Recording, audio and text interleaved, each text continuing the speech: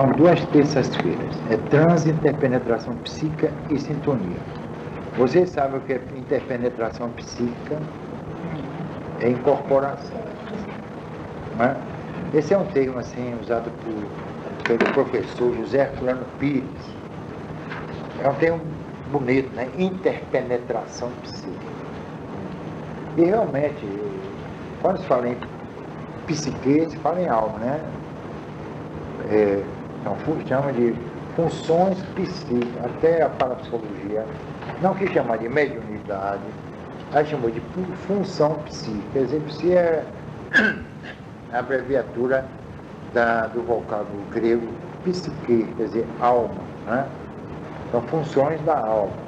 Embora essa função psi não defina bem o termo, mediunidade, mas de qualquer maneira foi um avanço, né, no campo da ciência não espírita, né, chamada ciência oficial, na tentativa de definir o fenômeno da incorporação.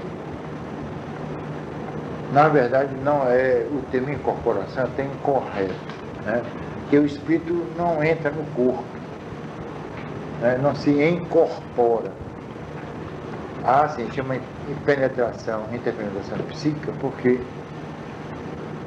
isso aí chama de processo mediúnico, né, que é dividido em atos, né? Então, esse processo mediúnico se inicia pela sintonia, que se estabelece entre o encarnado e o desencarnado, ou até entre encarnados, né? No capítulo 19 do Livro dos Médiuns, Kardec fala justamente, e os espíritos falam da interpenetração psíquica ou incorporação entre vivos. Capítulo 19 do Livro dos Médiuns. Até Kardec levantou essa questão quanto à validade da incorporação ou da interpenetração psíquica entre vivos. E aí os espíritos disseram, olha, e vejam só, a codificação se deve ao animismo também. Porque quando é a comunicação entre vivos é animismo.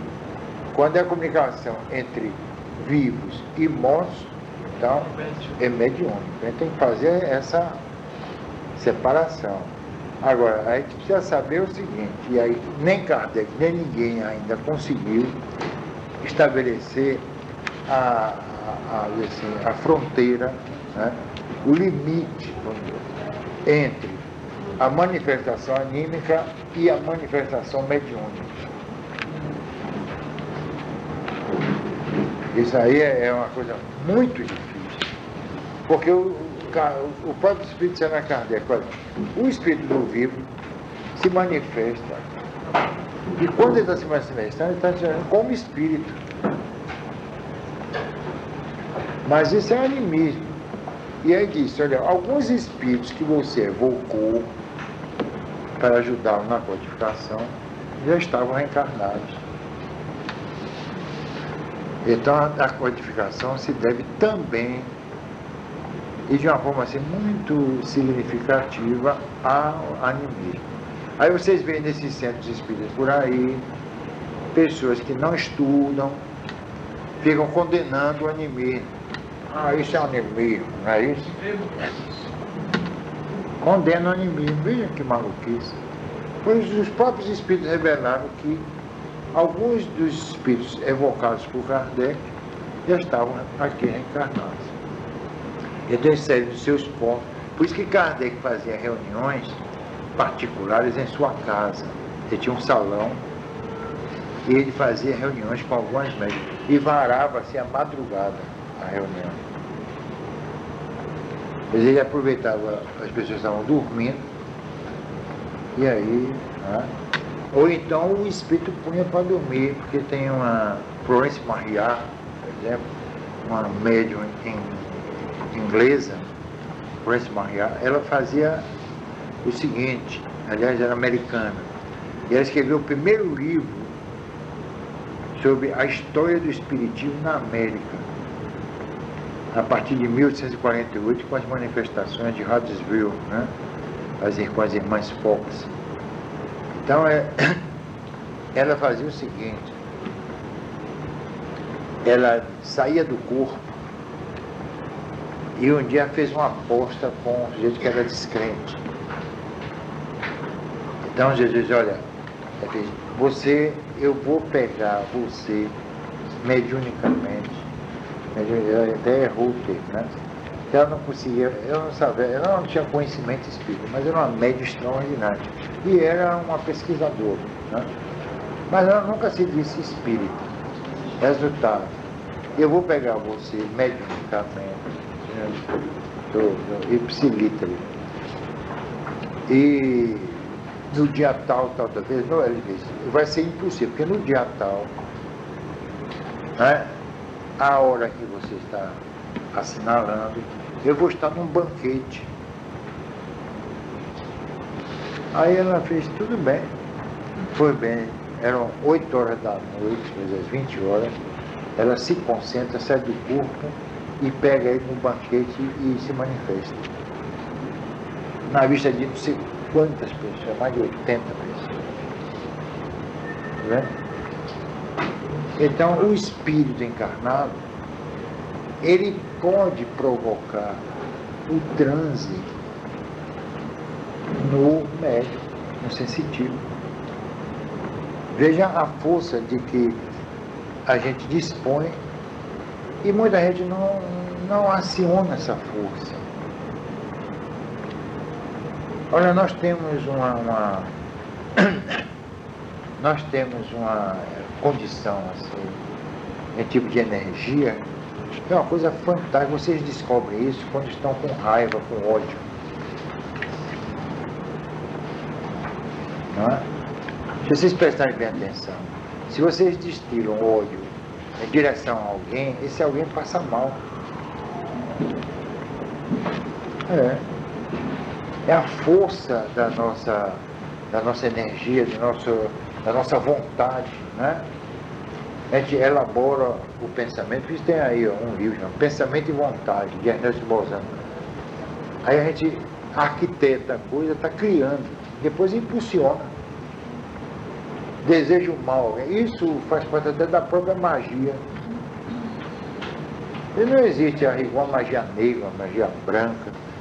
O que determina a qualidade, o teor da energia é a nossa vontade. E isso funciona. E aí nós não percebemos. Por isso que Jesus disse, orai pelos que vos odeiam. É uma técnica. No momento que eu estou orando para quem me odeia, eu não estabeleço essa sintonia. Aí cria o quê? Uma discrepância, uma defasagem entre o ódio e o sentimento positivo. A oração, por exemplo. Agora, orar com sinceridade, né? Vou orar por uma Pai Nosso, Senhor santificado, aí não resolve. Aí a gente tem que se despojar do ressentimento, da mágoa. E aí é que está a dificuldade. Porque orar é fácil, é só movimentar os lábios, Pai Nosso, mas por dentro a coisa está diferente. Né? É só articular palavras. Não é? Essa é uma recitação, está recitando ali uma oração. Mas isso não quer dizer que ela vai ter a eficácia que deveria ter. Né? Ela vai encontrar a ressonância, ou vai cumprir o seu papel, de pelo menos tentar anular a vibração negativa que vem em torno dele. Quando os espíritos, por exemplo, um espírito doente, um espírito raivoso, um espírito com ódio, ele vem e entra em sintonia com o médium. Por que ele entra em sintonia com o médium? Eu mesmo, quando eu participei das reuniões com Divaldo Franco, ele acabou de receber Bezerra de Menezes, e aí recebeu um obsessor. Eu estava lá de junto, ele sentava assim, eu sentava aqui, Nilson Pereira aqui, o primo dele. Eu passei 3 anos com ele, aprendi muito, diga-se de passagem. aprendi, né? Foram lições assim, notáveis que eu tive com o Divaldo. Foi uma oportunidade que eu, antes de iniciar minha tarefa como dirigente espírita, eu participei com Aurelino Mota de Carvalho, um dos líderes espíritas daqui, né? Alfredo Miguel, que era também um dos maiores jornalistas espíritas do Brasil, o próprio Divaldo, trabalhei com o Djalma Margot.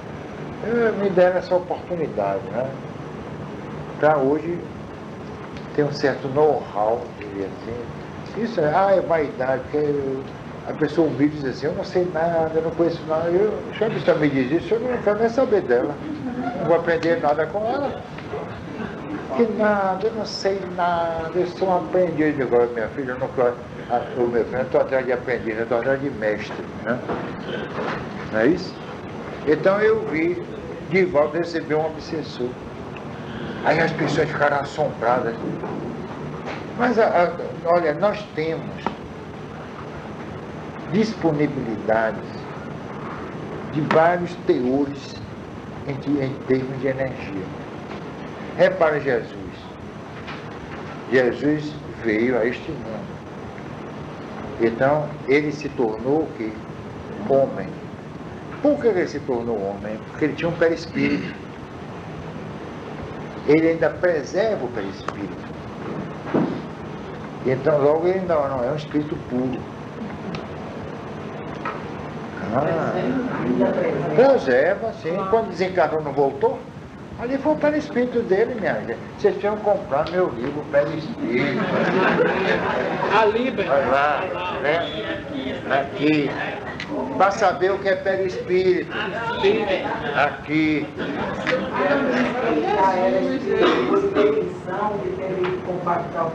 Eu não vejo nada em missão. Ele disse assim, eu não vim de vontade própria, eu vim porque o pai me mandou. Então ele veio na raça. Isso é missão?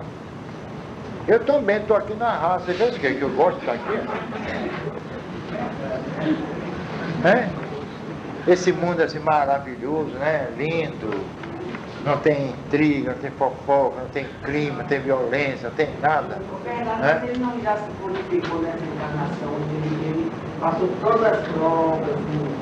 Não, não é questão de purificar ou não purificar. Ele veio para ditar uma doutrina. Então o trabalho dele foi mais intelectual. Você acha que ele reencarna ainda? Quem sabe? Como é que eu posso saber? Voltar, ele não vai voltar, como pensam os adventistas, por exemplo, né? Até alguns espíritas pensam que ele vai voltar. Voltar para quê? Se a doutrina dele não deu certo, vai voltar para quê? Deu certo? Nós somos cristãos realmente? Aliás, ele nem foi cristão. Porque esse termo, o Cristo, que é um qualificativo, surgiu alguns séculos depois que ele desencarnou. Então puseram nele Jesus, Cristo, que é errado, Jesus, o Cristo. Parece que é nome de família, Jesus Cristo. Então era José Cristo, né? Maria Cristo. Não é? Como o Mahatma Gandhi. Mahatma quer dizer mestre. Né? Eu não fui nada de Mahatma, ele foi um político, não teve nada de Mahatma ali. Aí quando eu digo isso, as pessoas não gostam. E provocou muito tumulto, diga-se de passagem. Ele provocou tanto tumulto que terminou assassinado. Deram um tiro nos costados dele e pronto. Não é isso? Ele provocou tumulto, em vez de provocar paz. Gandhi não significa paz, é tumulto. Agora um tumulto sadio, nacionalista. Ele foi um grande nacionalista. Agora, quanto a Mahatma, não. Lahiri foi um Mahatma, né? O Sakyamuni, o solitário dos bosques, como Buda, foi Mahatma. Então, o Mahatma é o mestre, aquele que conseguiu uma elevação assim, espiritual razoável, dentro dos padrões que nós estabelecemos como elevação moral. Não é? Então a pessoa se eleva moralmente dentro dos padrões que nós pré-estabelecemos. Não, fulano tem uma moral elevada. Então, o que é moral elevada? Se vocês pensarem bem, eu não vou poder definir, né?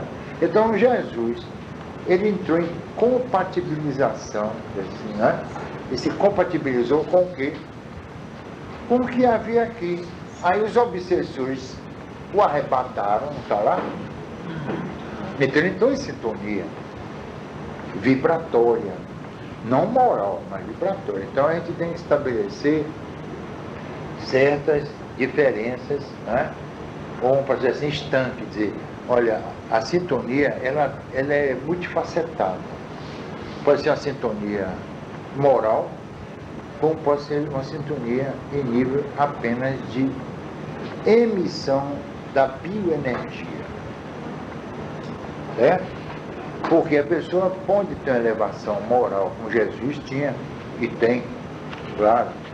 A gente tem que considerar que ele estava acima de todos nós. Não é isso? A gente tem que admitir isso. Mas, biologicamente, não. Era igual a qualquer um que estava à sua volta. Certo? Então, ele vibrava em nível de bioenergia e entrou em sintonia com os obsessores. Você vê o seguinte, que ele não é aqueles obsessores que o arrebataram e prometeram o governo do mundo se ele desistisse da sua pregação. Não é isso. Eram os próprios fariseus. Então quem pôs Jesus na cruz foram os obsessores. Foram eles. E eles perderam tempo, porque a doutrina dele não deu certo mesmo. Deu? Você acha que as religiões ocidentais representam a doutrina de Jesus? Pregam a doutrina de Jesus? Não. Construir sobre a doutrina de Jesus toda uma liturgia, sacramentos, dogmas, que não tem nada a ver com Jesus. Quando Jesus fez a ceia, por exemplo, ali não era missa. Ali era a última ceia, porque era o último dia que ele ia comer. E era Páscoa. Então João e Pedro levaram ao templo um cordeiro para assar. Isso chama de fogueira santa. Vem daí, a fogueira santa, é onde assava o cordeiro. Essa fogueira só era usada para isso, entendeu? Aí, tanto que usavam madeira especial, às vezes até o sândalo, o cordeiro ficava com gosto assim adocicado. E aí, resultado, eles levaram esse cordeiro para a ceia, a última ceia, e Jesus comeu pão, vinho e cordeiro. Mas na missa não aparece o cordeiro. Aí o cordeiro é o próprio Jesus, cordeiro de Deus, que tirar os pecados. Até resultado, ele virou cordeiro. Não é? Então são essas, não é? Essas doidices que não tem nada a ver com a doutrina de Jesus. Você sabe, nada critica, né? Eu não estou criticando nada, estou mostrando um fato histórico. É porque as pessoas não estudam e querem me criticar. Agora estudem. Bom, faça como eu. Eu tive uma biblioteca de 5.000 volumes. E eu estudei tudo, mas você já leu tudo isso? Já, senão eu estava enfeitando, para quê? Não ficava nem na sala, ficava escondido, eu guardava, porque eu tenho obras raras. E aí eu escondo, quando chega alguém, eu escondo. Não nada me empresta, eu não quero negar, então eu escondo antes. Não é isso? Ele vai escolher os sebos da Europa atrás de obras que nunca chegaram ao Brasil. E desse pessoal aí, nunca chegaram. Nunca. Então, o estudo do Espiritismo no Brasil é fragmentado. Algumas obras conseguiram ser traduzidas como Bozano, Richer, Delane, mas nem todas as obras que ele... William Cook só vê Fatos Espíritas. Ele escreveu 5 livros. Fatos Espíritas é o menos expressivo dele. E aí? Então o estudo aqui é centralizado nas informações dos espíritos que comunicam no Brasil. E isso não é espiritismo. É a opinião do espírito. Respeitemos a opinião deles. Mas espiritismo é uma ciência. E se é uma ciência, a sua base é experimental, minha gente, e não opinativa. Entenderam? Espiritismo é uma ciência. E como ciência, ela tem que ser baseada na experimentação, na pesquisa. Ora, se um espírito vem e se comunica com o Brasil, é a opinião dele. Tanto que no Evangelho segundo o Espiritismo, na introdução, vocês já leram? Já leram a introdução? Porque ninguém lê a introdução nem prefácio, né? O que Kardec diz aqui? Os espíritos emitem opiniões pessoais. Pronto. Qualquer espírito. Agora, se o espírito vem e realiza uma pesquisa, como eu fiz ali, com a Ambroise Paré, um médico francês, da época naquela noite de São Bartolomeu, né? quase na Idade Média, já saindo, né? Da Idade Média, já na Idade Média, né? Já caminhando para o Renascimento. Ele fez um trabalho comigo diretamente, inclusive ele se materializou para me orientar.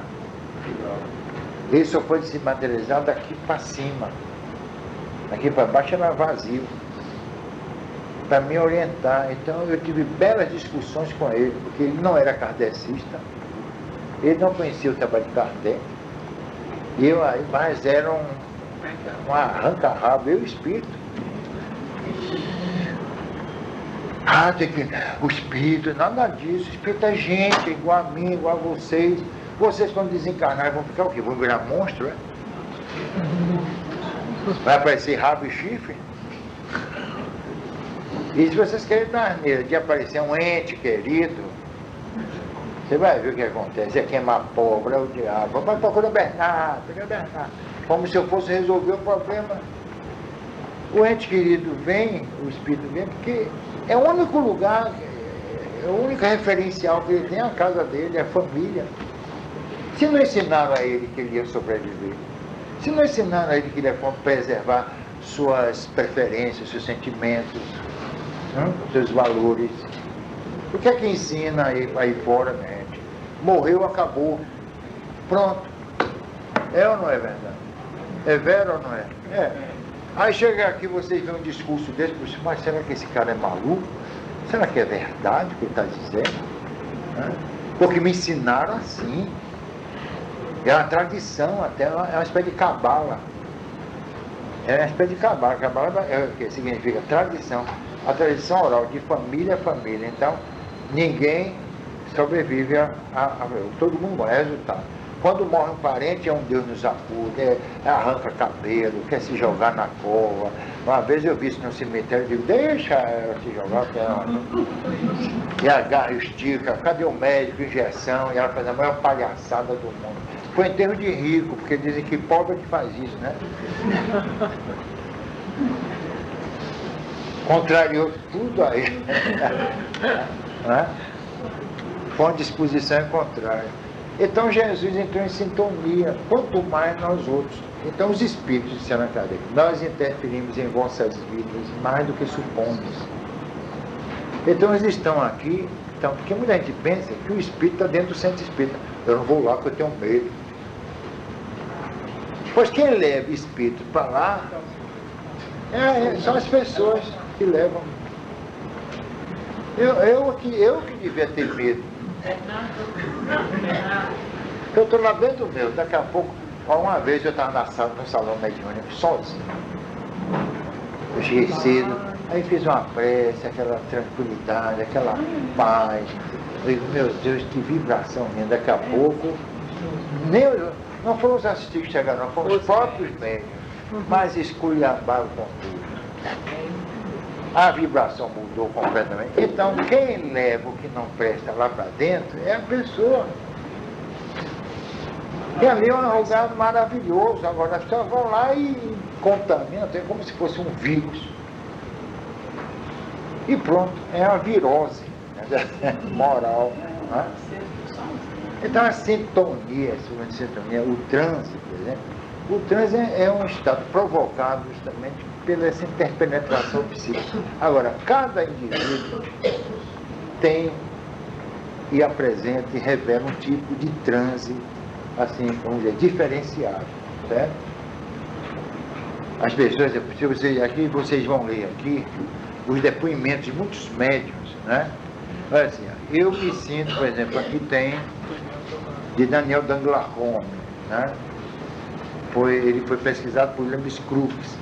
Daniel Danglars-Romme é o mais importante médium nos anais das pesquisas psíquicas. Ele nunca foi pegado em fraude. Todos os pesquisadores reconheceram a hombridade, a honestidade de Daniel Danglars-Romme. Era um homem, nesse ponto, ele era íntegro. Embora fosse um dandy, né? Vivesse assim nos palácios, né? Sabe quem recebeu? Napoleão III, sobrinho de Napoleão Bonaparte, que era imperador na França, em 1843. Kardec o alcançou também.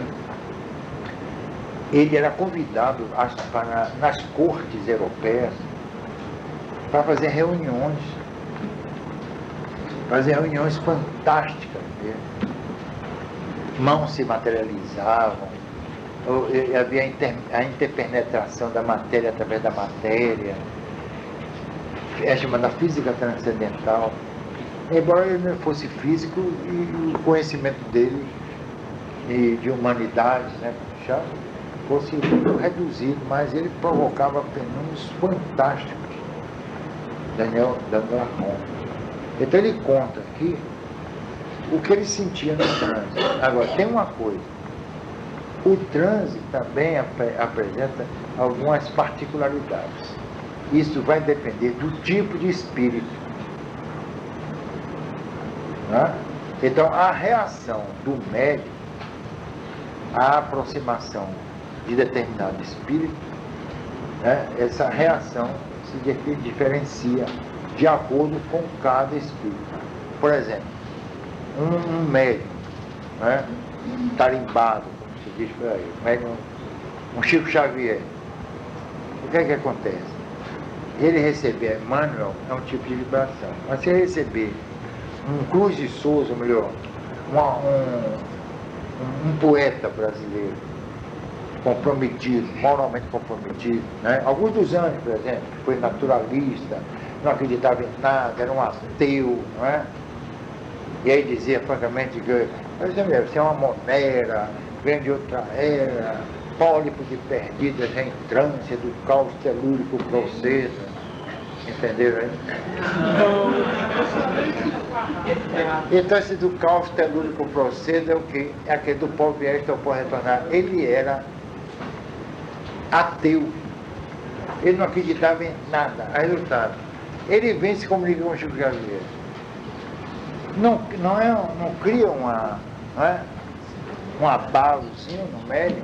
Claro. Então o transe ali de Chico não será igual àquele possibilitado por um Emmanuel, André Luiz, né? É um outro tipo de vibração.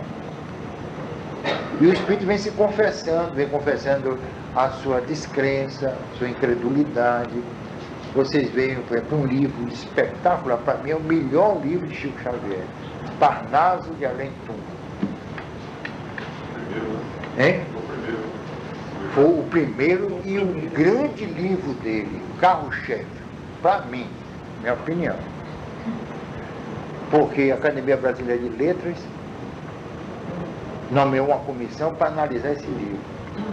E aí Carlos Piac, grande crítico literário, analisou, e Menor Teopíquia, eles analisaram o livro e concluíram pela autenticidade. Então, esse relatório está lá, deve estar lá na academia, mas a academia não se pronunciou. Se fosse o contrário, aí sim, aí ia ser, né, um alarde. Não, aquilo é farsa. Tá? Pois o estilo de Cruz de Souza, de Alfonso Guimarães, de todos esses grandes poetas, Alceu Vamosi, Fagundes Varela, Alta de Souza, grande Alta de Souza, nordestina, morreu tuberculosa, 20 e poucos anos. Agora, ela é um tanto quanto mística, né? Agora, uma coisa interessante é que os espíritos deixaram que os poetas preservassem a sua performance, né, ideológica. Eles não mudaram. Então você vai encontrar lá versos dedicados à Virgem Maria.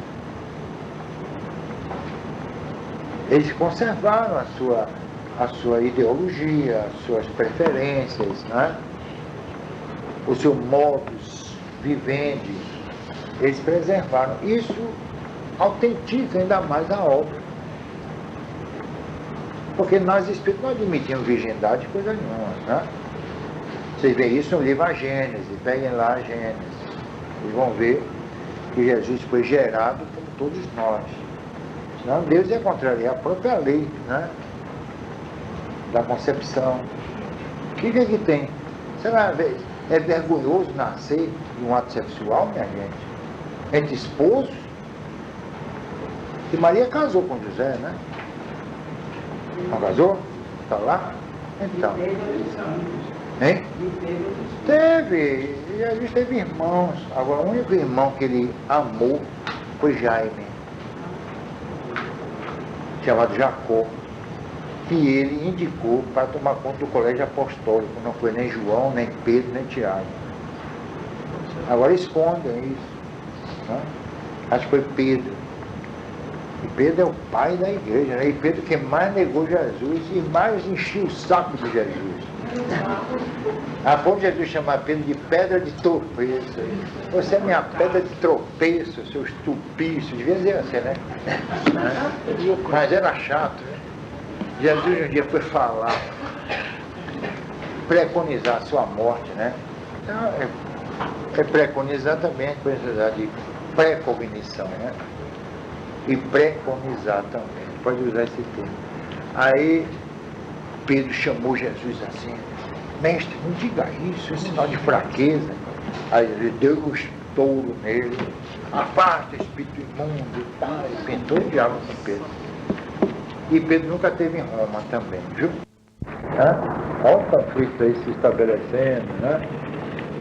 Raça de vivos, de falsa, geração ímpia, não é? Não é isso? Isso daí está lá nos evangelhos, não estou inventando nada não. Eu nem invento, realmente. Né? Essa que é a verdade, né? Então, os fariseus usavam de vilania. Hoje está esse termo está até em voga aí, né? O presidente falou, ninguém sabe o que é vilania. Vilania vem de vilão. Vilania, quer dizer, vilão. Ele usa o termo e o pessoal não sabe, né? Ele fica usando esses termos assim para confundir.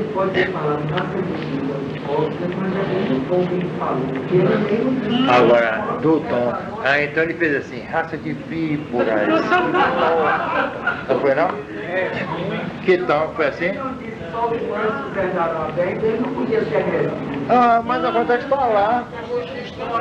Aí você chega nos evangelhos e diz assim: olha, está errado, isso aqui está errado. Jesus não foi assim. Ele diz assim, eu vou dizer assim, ele vai assim: é mais fácil, né? Uma prostituta entrar no reino de Deus que vocês sacerdotes. É assim? Veja aqui, que cacetada lhe deu, hein? É mais fácil uma prostituta entrar no reino de Deus. Olha que prostituta naquela época era morta a pedrada. Até hoje se condena a prostituição, né? Então Jesus diz que é muito mais fácil uma prostituta entrar no reino de Deus que os sacerdotes. Sacerdote, quando ele diz sacerdote, ele disse para todas as épocas, viu, minha gente? Foi para a época dele não. Então ele condena o sacerdócio. E no entanto, a religião se baseia no sacerdócio. Durma com um barulho desse. Então, na verdade, Jesus não tem nada a ver com o catolicismo, nem com o protestantismo. Nada, vezes nada. Não é? Olha, é uma coisa assim, é uma figura ímpar. Né? É aquela história, diga, faça o que eu digo, não faça o que eu faço. Já imaginou se eu pegasse um chicote, fosse para a Igreja Universal, tacar a cacetada na boca? O cara internado era louco. Não é isso? Como Jesus. Como Jesus fez isso. E os fariseus diziam assim, os sacerdotes diziam assim, mas quem é esse? Quem é esse? É o filho de José, o carpinteiro, é uma pessoa inexpressiva. Porque para a época, minha gente, Jesus era inexpressivo, não tinha nenhum valor para a sociedade do seu tempo. O valor veio depois. Ele, na verdade, era um tipo vessânico, um louco. Para a sua geração, ele era um desequilibrado. As pessoas querem entender que a época de Jesus, todo mundo sabia que ele era Jesus, que ele era um grande espírito. E não era assim considerado. Era filho de um carpinteiro humilde, simples. Não é? Que nem da casa de Davi era. Porque se ele nasceu por obrigado do Espírito Santo, ele não teve nem mãe, nem pai, nem ninguém. Nem descendência, nem ascendência. Não é? Aí você vê em Mateus assim, de um lado, a genealogia de Jesus, do outro, nasceu por obrigado do Espírito Santo. A genealogia quer dizer o quê? Parentesco, laços consanguíneos, né? Ou é uma coisa ou outra. Então, o próprio evangelista ficou em dúvida, lançou essa dúvida, né, para o futuro. Então, Jesus entra em sintonia, e nós, então, quando eu disse que os espíritos são na cadeia, que eles interferem em nossa vida mais do que supomos, é que eles estão aqui e estão em toda parte. Então, volto a dizer, eles não estão dentro da casa espírita esperando vocês. Vocês é que levam os espíritos. A pessoa tem medo de ir no centro espírita, quando o espírito está com ele dentro de casa. Eu tenho uma fotografia muito interessante. O sujeito foi sepultar o corpo do pai. E aí, quando ele estava no carro, alguém bateu uma fotografia para marcar aquele momento e tal. Quando revelaram a fotografia, o pai estava no banco de trás voltando para casa. Eu tenho essa fotografia. Às vezes vocês levam o corpo dos seus parentes para... os corpos dos seus parentes para o cemitério e eles ficam em casa. Ou então eles voltam. Eles voltam.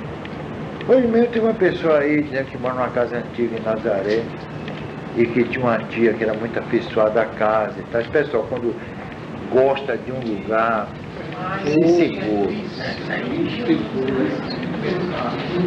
Pois é, a tia está lá assombrando a casa. Não é? Então a assombração, quem rotula é a gente. Na verdade, o espírito está ali porque é o único lugar que ele conhece. Como eu disse antes, a esmagadora maioria é condicionada a pensar que morreu, acabou, finito, acabou. E não acaba. Aí é que começa o sofrimento para o espírito, porque já imaginar chegar num lugar, se ele aparecer, o que é que vai acontecer? As pessoas ficam apavoradas, não é? No entanto, é o pai, é a mãe, é o marido, é o avô, é a tia, é o filho. Eles mostram com a verdade. Amavam tanto. Eu conheço uma senhora que amava o filho, assim, desesperadamente. O menino morreu em desastre de moto, 20 anos. Ela quase enlouquece. Olha, ela viu muito tempo à base de tranquilizantes. Não saía mais. Olha, foi uma coisa séria, séria. Um dia, ela evocava tanto o filho, porque tem gente que faz até nichozinho, né? Bota o retrato do decujo, né? Do desencarnado, revela, conserva o quarto dele, as roupas, né? Tudo, os objetos pessoais. Tem que fazer essas maluquices. Resultado, o rapaz voltou. Um dia ela está lá no quarto dele, que ela só andava no quarto dele. Quando ela levantou, estava chorando, quando ela levantou os olhos, olha ele bem na frente dela.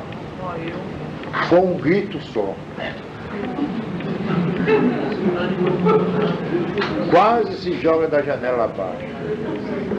Aí ela veio e falou, mas minha filha, não é seu filho, você não amava, adorava seu filho. Ah, mas é diferente. Diferente em quê? Ele mudou.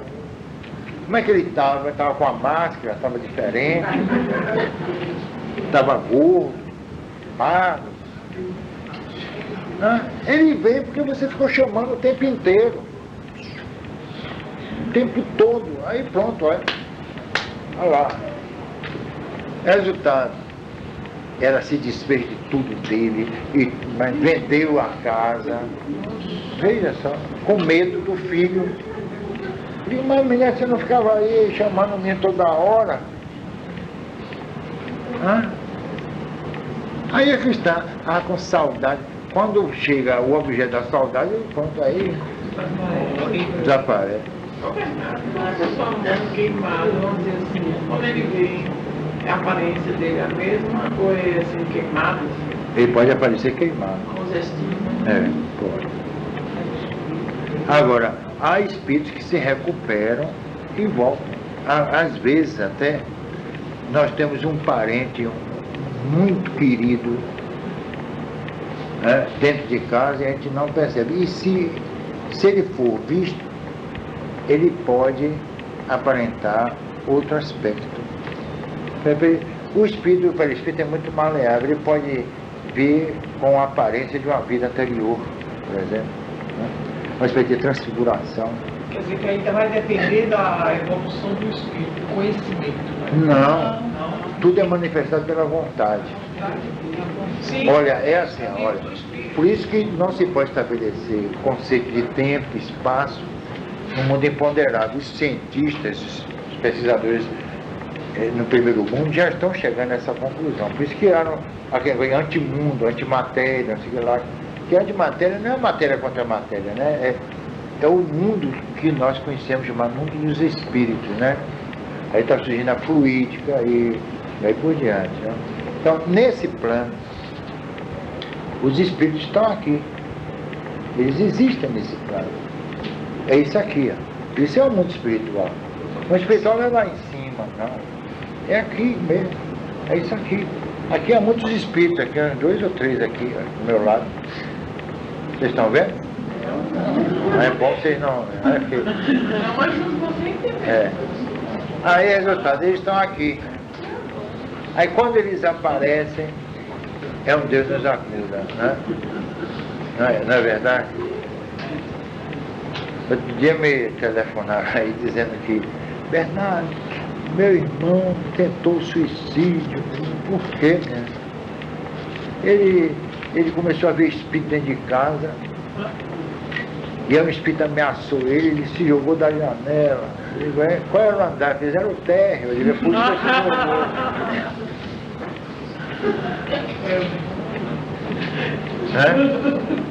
Só que umas escoriações. Eu digo, você jogou por isso, queria que ele desse mandar para ver se ele se jogaram. Né? Então, se vocês virem espírito, não fiquem com medo.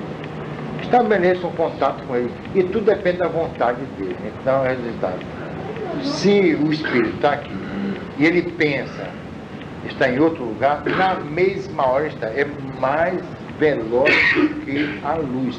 São 300 mil quilômetros por segundo. Pois não pode nem dimensionar isso. Porque quando se fala em quilômetros, se fala em tempo. Que a luz percorre para... Não é isso? Então, a velocidade da luz está concebida de acordo com o quê? Com o mundo material, com o tempo que nós concebemos no mundo material, não é isso? Não é verdade? Não é verdade? Pois bem, no mundo espiritual, o tempo não existe como nós concebemos, tanto que lá não se envelhece, nem se deteriora. Aqui não. Tudo envelhece em função do tempo, as pessoas e as coisas. Aí é que está o grande enigma. Por que as coisas envelhecem? Por quê? Sim, por quê? Por quê? Esse é um grande enigma, sabia? A física não consegue explicar. Por que nós envelhecemos? A idade. Vê uma criancinha no berço e vê um sujeito de 80 anos. Aquela criancinha vai, se ela sobreviver, vai chegar àquela idade, né, decrépita. Então é o ocaso, é uma espécie de o nascer e o ocaso. Né? E na verdade é um ciclo assim, interessante o envelhecimento, que a pessoa nasce e aí ela vai. Quando ela chega aqui,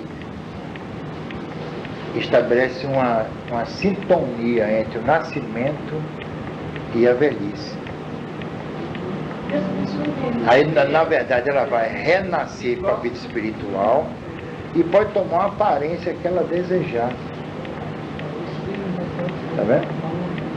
O estudo do Espiritismo é muito interessante, é fascinante. É pena que as pessoas não percebam isso, até dentro das casas espíritas. Todo mundo quer se moralizar e moralizar todo mundo, é autoestima, auto não sei o que lá. Mas isso não funciona. A gente tem primeiro de saber que mundo é esse, saber como funcionam as coisas. Os próprios espíritos dizendo a Kardec, olha, nós ignoramos a natureza íntima das coisas, eles não sabiam e nem sabem. O homem especula, é genoma, é isso, é DNA, agora, outro dia eu estava conversando com ele, tá bravo, porque o genoma, eu digo, e vem cá, e quem botou os genes de inteligência? Né? Como é que funciona de uma forma sincrônica o nosso organismo? Cada peça, né, fazendo a sua tarefa para preservar a vida. Quem estabeleceu esse mecanismo inteligente? Que a vida é um processo inteligente. Não é? A vida é um processo inteligente. Se a gente não pensar assim, então, o acaso. Então o acaso é inteligente. Porque tudo funciona, olha, é uma máquina maravilhosa no nosso corpo. Né? E se fala muito em teorismo. Então, a holística não foi Pierre Vai quem propagou, não. Foi a própria mecânica evolutiva. É um conjunto aparentemente autônomo, mas que funciona, né, com integridade. Isso é incrível, né? É uma usina, é uma fábrica, é um motor. Cada peça tem a sua função, mas todos contribuem porque para ele funcionar. Às vezes tira uma peça daquela, pronto, tira o coração, pum, acabou. O motor desaparece, deixa de funcionar. Agora, há outras peças secundárias, tira um rim, a pessoa continua a viver, né? Então é para que existe uma gradação, uma valoração biológica dentro da gente. Há órgãos imprescindíveis, outros que podem ser eliminados. Mas isso tudo é inteligência. Tá? A mediunidade é um processo inteligente.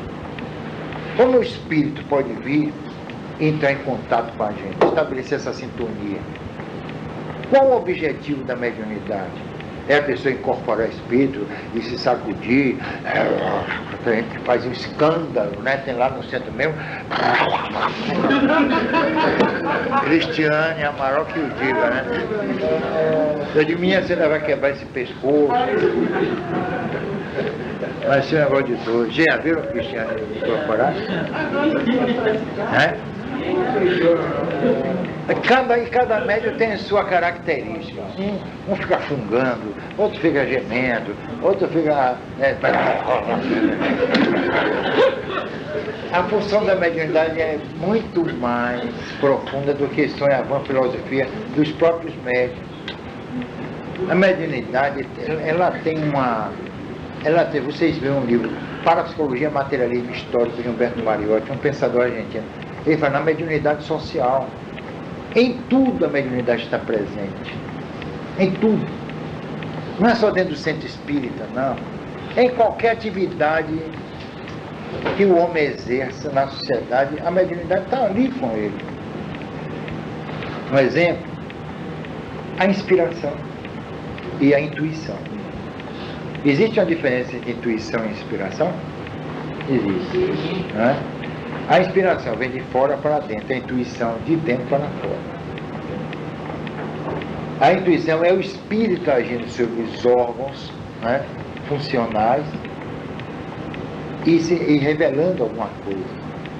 E a inspiração vem de fora. Aí, o J.B. Heine, baseado nesse conceito sobre a inspiração, criou um termo chamado percepção extrasensorial. Certo? Que na verdade é a inspiração. O que é a percepção extrasensorial? É o sensitivo ou o médium perceber algo que vem de fora para ele.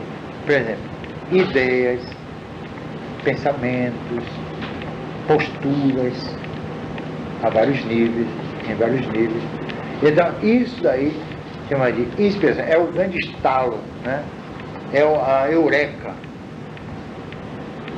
Então ele, de repente vem aquele, eu mesmo sou muito suscetível à inspiração.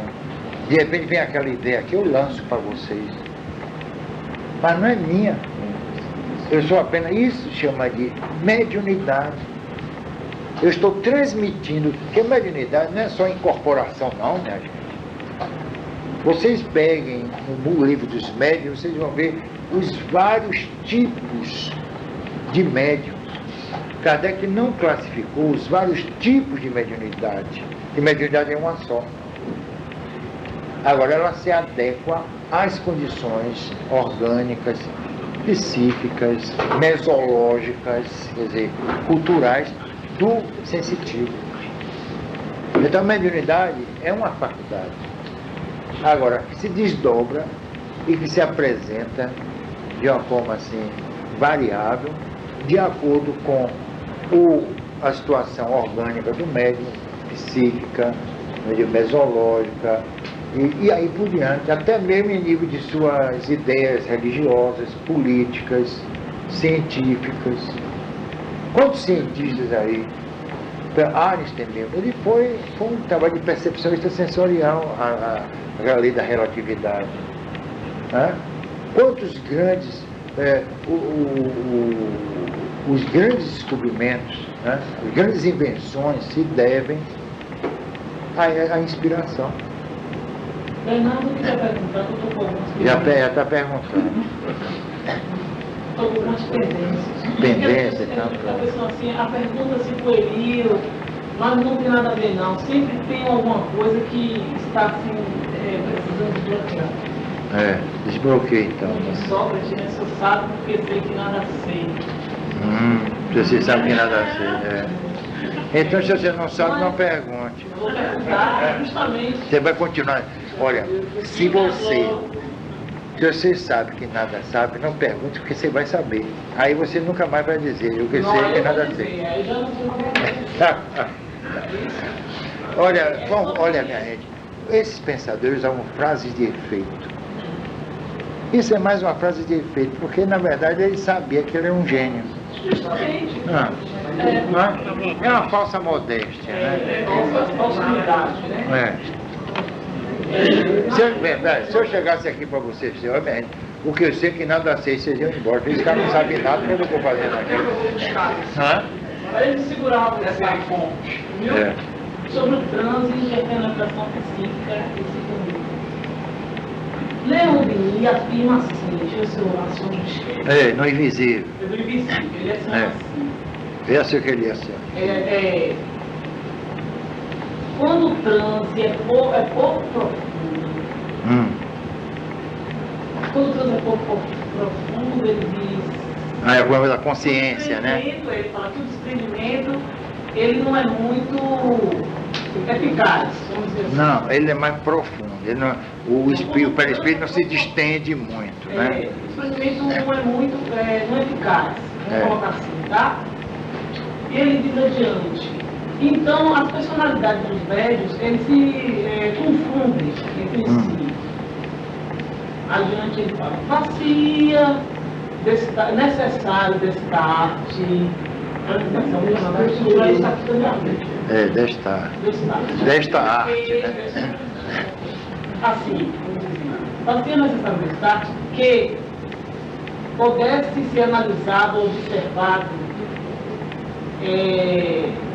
se o médium, digamos, está dando uma comunicação anímica ou não. Isso, se está dando uma comunicação anímica ou não. não. É o que eu disse aqui no princípio, que é difícil estabelecer, né? Porque é difícil no ato mediúnico. Aí Agora, eu pergunto, quando ocorre esse processo de transe e interpretação psíquica, sempre ocorre o animismo, sempre ocorre o animismo, estou esperando. sempre existe interferência do médium no sentido físico e transfísico. Como é que isso ocorre? Gostei do transfísico. Olha, minha filha, para que o ato mediúnico se realize, tem que se estabelecer o animismo. Sim. Por quê? Sim, porque quando você entra em transe, não é o espírito que vai se comunicar que provoca o transe. O transe é um estado, né? Assim, psicobiológico. Então você se desprende do espírito. Na hora que você está fazendo isso, é o início do ato mediúnico, e o início do ato mediúnico tem que ser anímico. Então tem que se considerar que o animismo está entrelaçado, é por isso que fica difícil estabelecer limites. Ele está entrelaçado ao ato mediúnico. Ele é parte, ele provoca o ato mediúnico. Ele é a catadupla, vamos dizer assim, do ato mediúnico. E o ato mediúnico só pode existir com o afastamento do espírito sensitivo, certo? No momento que ele se afasta, longe ou não do seu corpo, aí se estabelece o ato mediúnico, que vai obedecer a várias características, consciente e inconsciente. Kardec fala mesmo, consciente e inconsciente é o médium que é consciente da sua mediunidade, ele sabe que é médium.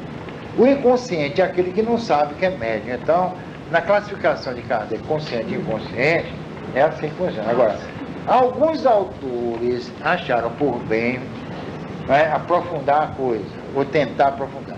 Consciente é quando eu me lembro de tudo que eu estou, o Espírito está me transmitindo. Aí eu fico naquele, será que sou eu?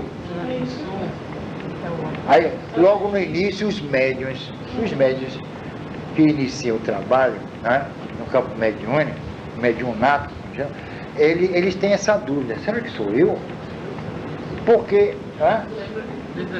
aí é que está, porque o Espírito não fala, assim, o Espírito diz assim, eu quero fazer isso, então nós, aí você começa a observar a linguagem, o teor das ideias, e é essa análise, razoavelmente você vai ter algum parâmetro para estabelecer em termos de comunicação anímica ou mediúnica. Então, toda comunicação é anímica ou mediúnica. Então, se você se afasta muito do corpo, você não perde o contato com seus órgãos funcionais, principalmente o cérebro, que seria um instrumento do espírito para se realizar no mundo físico. Que o cérebro é apenas um instrumento. O cérebro não pensa. Quem pensa é o espírito. O cérebro não idealiza. Por isso que a ciência não quer admitir o espírito, porque todos os seus conceitos, todos os seus cânones iriam por água abaixo. Porque tudo é baseado nas funções cerebrinas, né? Como dizia jocosamente Carlos Embaçaí. Então, quando você se afasta, pressupostamente dizendo, ele perdeu a consciência, mas é para perder mesmo. Porque o que importa é que o espírito sabe que está sendo utilizado para uma comunicação. E pouco importa que os órgãos conscienciais saibam ou não disso. Por isso que os espíritos são uma coisa muito significativa. A lei de Deus está inscrita na consciência dos homens. Aí eu fiquei pensando, mas por que eles não disseram inconsciência? Já que o espírito é justamente esse conúbio entre consciência e inconsciente, não é? Aí se estabeleceu uma espécie de dicotomia, consciente e inconsciente, né? Aí resultado, por que está na consciência do homem a lei de Deus? E por que a mediunidade se realiza de uma forma inconsciente? Olha, é uma questão muito especiosa, porque todos os nossos atos estão relacionados à vida consciente, à vida de relação, aqui, agora, o que eu estou fazendo aqui, o que vocês estão fazendo aqui. Isso chama de vida consciencial. Ora, por que a lei de Deus está inscrita também na consciência? Porque ela diz respeito a todos os atos que conscientemente eu realizo, mas que repercutem inconscientemente, quer dizer, no espírito. Certo? Então, resultado, quando vem o processo mediúnico, se estabelece, então, uma conjugação, né? Uma interação entre o inconsciente e o consciente do espírito desencarnado. Veja só. Isso é um acoplamento? Hein? Eu posso dizer acoplamento é profundo. Não é acoplamento, é apenas uma interação. Ele pode até ficar de longe, o comunicante. Isso não quer dizer que ele vai se juntar, se fundir. É uma interação entre perispíritos, não quer dizer que os dois vão se... Né? Então, o espírito dizendo a Kardec, olha, o espírito não entra num corpo como você entra numa casa. Não é? Aí, resultado, é esse justamente o enigma de determinar as linhas mestras do processo de comunicação entre os dois planos da existência, certo? Então, resultado, vejam só, aí parece até uma contradição. Aqui o inconsciente funcionando, aqui o consciente. É o espírito conscientemente transmitindo, certo? Aí, quando ele estabelece esse processo de sintonia ou interação, né, energética e tal, resultado, o espírito vai comunicar aqui o que está sentindo, mas em nível consciencial. E vai ser captado pelo inconsciente ou pelo espírito. Quando ele joga, vamos dizer assim, para o consciente, o encarnado, o médium, né? Resultado, ele como que decodifica isso. E nenhuma comunicação é absolutamente pura e perfeita. Porque existe a intervenção do espírito. Logo, o processo anímico serve para filtrar todos. Por isso que o estilo desses grandes autores, né, de um modo assim geral, ele é idêntico, mas a gente sente a presença do médium ali. Isso faz parte da mediunidade. Chico Xavier, quando ele escreveu os romances, pelos romances dele, que a heroína sofria, coitado, mais do que sovaco de aleijado, né? Aí o que acontecia? Ele interferia, ele mudava a trama, porque ficava com pena da heroína. Mas ele fazia isso inconsciente. Ele fazia isso consciente. Conscientemente. Aí o espírito via final, agora reescreva tu, vamos reescrever tudo. Às vezes eram páginas e mais páginas. Aí tinha que afastar aquela página e reescrever. Tá vendo? Porque ele interferia conscientemente. Agora, existe uma intervenção que o espírito encarnado conscientemente não percebe. Aí entra no inconsciente. Então há dois tipos de intervenção. Uma consciente e outra inconsciente. Então nenhuma mensagem vem absolutamente pura do mundo espiritual, a não ser em voz direta. Aí eu fiz pesquisa de voz direta. Por exemplo, quer dizer, o espírito é quem fala. Por exemplo, eu quando examinei, pesquisei medrado, porque eu experimentei quase todos os tipos de fenômenos que vocês possam imaginar. Tipologia, o pneumatofonia, pneumatografia, né, psicometria, psicoscopia, psicocinesia, criptestesia, aí lá vai, né? Xenoglossia, escrita direta, psicografia, e aí por diante, né? Materialização, efeitos físicos, reps, batimentos, tal, resultado. Foi sobre o que virou? Falou sobre a voz direta. Voz direta. Aí, resultado. Eu pedi aos espíritos, mentalmente, porque todo o trabalho em pesquisa eu fazia mental, para não haver fraude. Então eu pensava, eu quero que vocês possibilitem um trabalho de voz direta. Aí esperava. Daqui a pouco aparecia a voz do espírito, vinda de algum lugar do ambiente. Uma voz grossa, impostada, às vezes com sotaque, falando comigo, trocando ideias.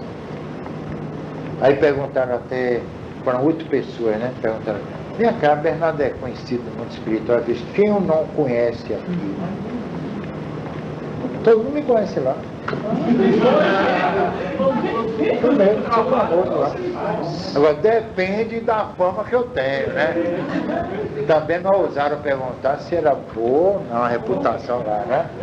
Deve ser razoável, né? Meia. Né? Então, a voz direta é o mais autêntico fenômeno. Embora ela esteja ligada, o espírito esteja ligado psicamente ao médium. Porque qualquer manifestação no campo mediúnico, o agente, o espírito, tem que estar ligado ao médium. Mas essa ligação não é tão significativa, tão profunda quanto a incorporação e interpenetração.